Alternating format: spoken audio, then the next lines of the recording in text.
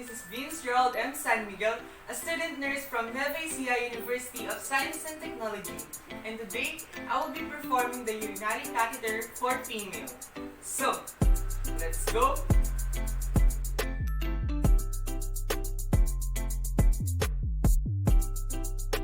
For the assessment, assess the need for catheterization and the type of catheterization ordered to assure the proper procedure is carried out. Assess for the need for peritoneal care prior to the catheterization to reduce the transmission of microorganisms. Assess the urinary meatus for sign of infection or inflammation. Assess the client's ability to assist with the procedure. Assess the life. Assess for an allergy to povidone iodine to avoid an allergic reaction. And lastly, watch for indication of distress or embarrassment, especially if the nurse is the opposite gender, to determine what teaching and support are needed.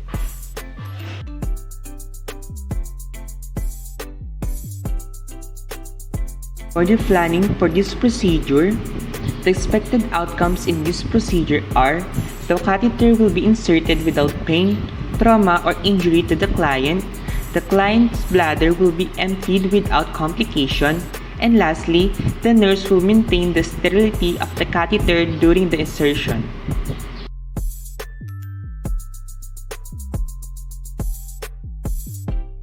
The equipment needed in this procedure are: first, indwelling with drainage system, sterile catheterization kit, adequate lighting source, disposable gloves, sterile gloves, blanket, towel, and forceps.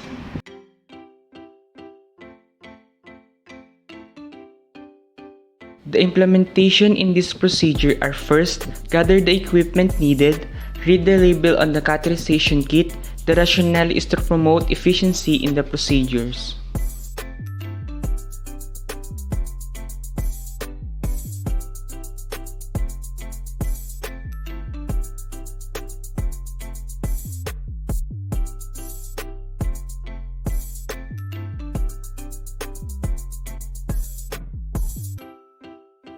Next step, provide privacy and explain to the clients the procedures. The rationale is to promote cooperation and client dignity.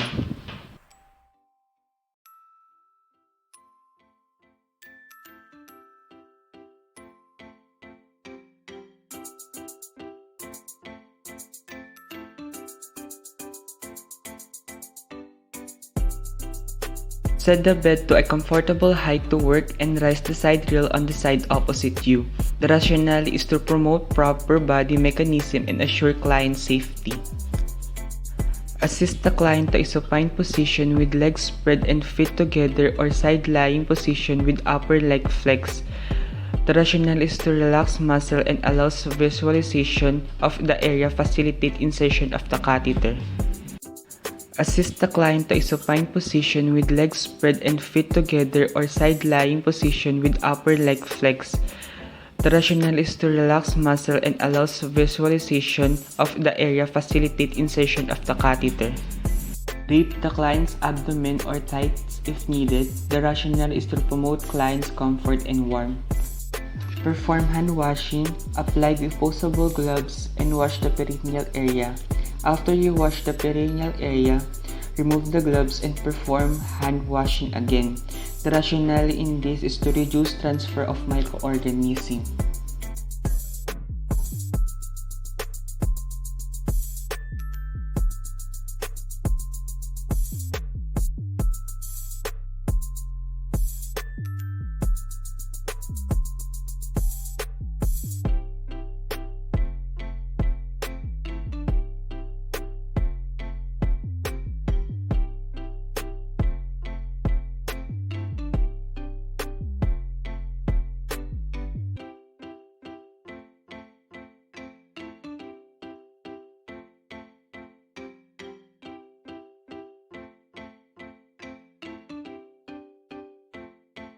Open the catheterization kit using antiseptic technique. The rationale is to provide an area for sterile equipment to laid out and assemble. If the catheter is not included in the kit, Drop the sterile catheter on the field using antiseptic technique. Add any other items needed. The rationale is to prevent contamination of the sterile equipment and the sterile field. Apply the sterile gloves. The rationale is to prevent contamination of the sterile equipment and the sterile field.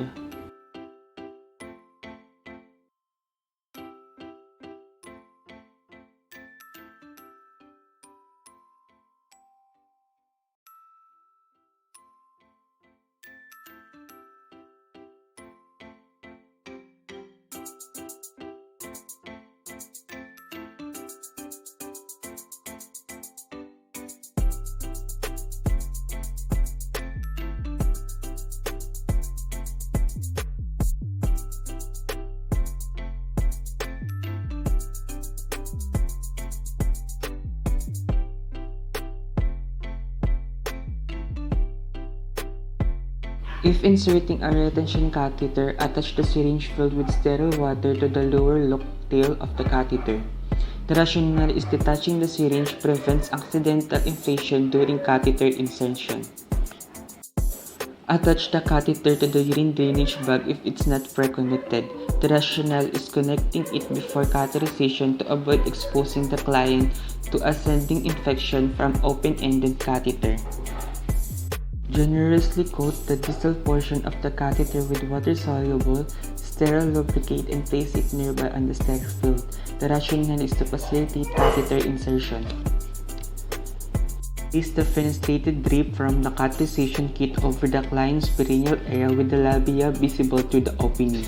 The rationale is to provide the sterile field at the procedural site, prevents accidental contamination from unsedated areas. Gently spread the labia minora with the fingers of your non-dominant hand and visualize the urinary meatus. The rationale is help locate the meatus so the catheter can be placed in the correct spot.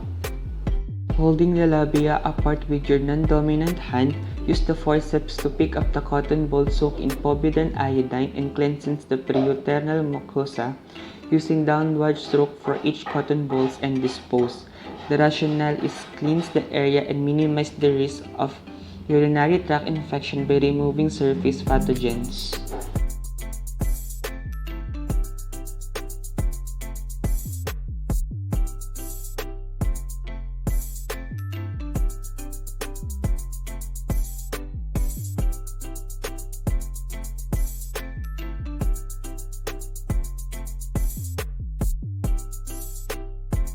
Holding the catheter in the dominant hand, steadily insert the catheter into meatus until urine is noted in drainage bag or tubing. The rationale is to provide a visual confirmation that the catheter tip is in the bladder. If the catheter will be removed as soon as the client's bladder is empty, enter the catheter another inch and hold the catheter in place as the bladder drains. The rationale is that the catheter needs to be inserted far enough to allow complete bladder drainage, but not so far as is to possibly irritate the bladder causing spasms. Reattach the water-filled syringe to the inflation port. The rationale is to provide a sterile method of inflating the retention balloon. Inflate the retention balloon using manufacturer's recommendation or according to the physician or qualified practitioner order. The rationale is to ensure the retention of the balloon. Once the balloon has been inflated, gently pull the catheter until the retention balloon is resting snug against the bladder neck. The rationale is maximize continuous bladder drainage and prevents urine leakage around the catheter. Instruct the client to immediately report discomfort or pressure during the balloon inflation. If pain occurs, disconnect the procedure, deflate the balloon, and insert the catheter farther into the bladder. The rationale is pain or pressure indicates inflation of the balloon in the urethra. Further insertion will prevent misplacement and further pain or bleeding. Tape the catheter to the abdomen or tie it snugly yet with enough slack so it will not pull on the bladder. The rationale is prevent excessive tract suction from the balloon rubbing against the bladder neck. Place the drainage bag below the level of the bladder. Do not let it rest on the floor. Make sure tubing lies over, not under the leg. The rationale is to maximize continuous drainage of the urine from the bladder. Remove your gloves, dispose of equipment. The rationale is to prevent transfer of microorganisms.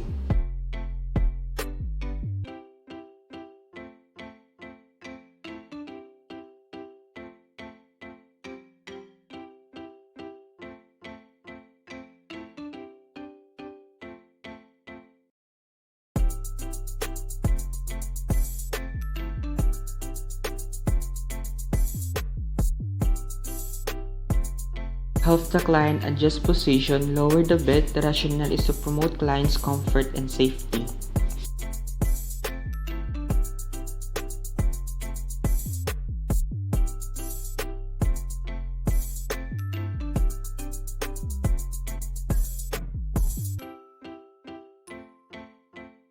Assess and document the amount, color, and odor of the urine. The rationale is to monitor urine station. Then, perform hand washing. The rationale is to reduce transmission of microorganisms.